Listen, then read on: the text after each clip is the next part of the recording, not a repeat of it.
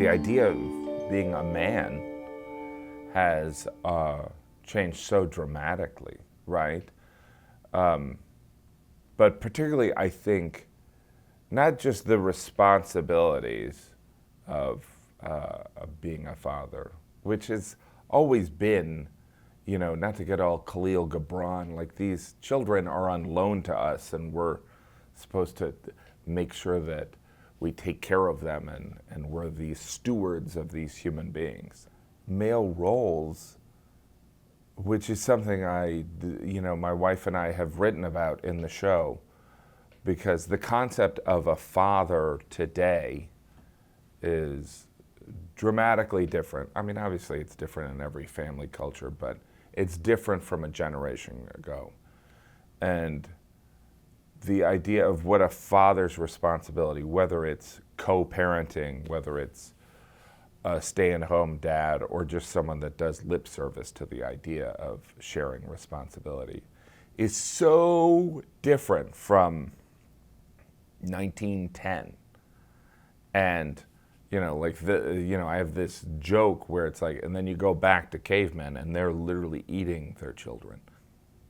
I think it's perspective on how we treat women, right?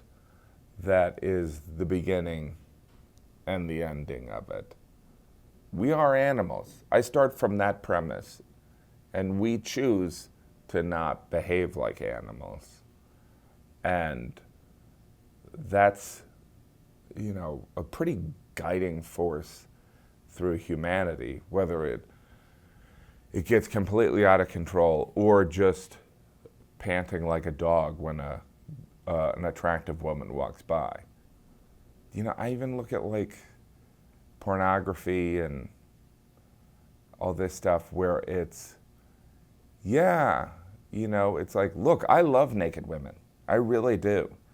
But I also know that I'm a visual human being and I can't, I can't consume images of naked women and not have that influence how I view other women. I mean, that's my personal opinion. It's like my sexual desires are very valid and real, but if I followed through on every sexual desire, first of all, I'd have 1,000 children. No, but I think then that's not how you get, I wouldn't feel very good. Do you know what I mean? When I look at my young sons, I think that, look, I know that we love in like the normalization of porn, and I'm not, it's like to each their own, right? But I don't think that I want my sons consuming pornography. I want my sons to look at an advertisement and say, that is a beautiful woman, but she's being objectified. And I do want, even beyond that, I personally think that in the United States, we give credit and appreciate attractive people too much. And so I think that I want to instill that. I mean, I think a lot of parents desperately want to have nerdy children.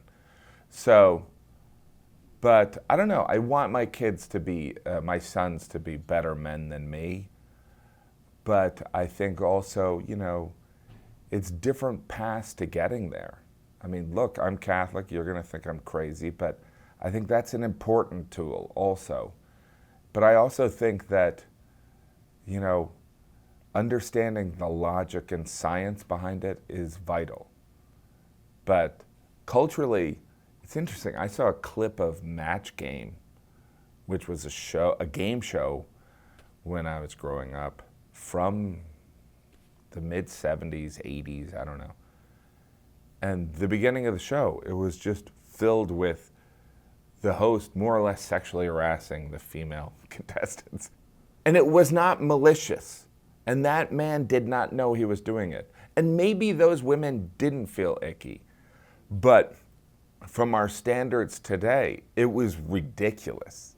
I mean, I also feel like, to discredit everything I've said, I also think that I don't want us to get to the point where there isn't passion, right?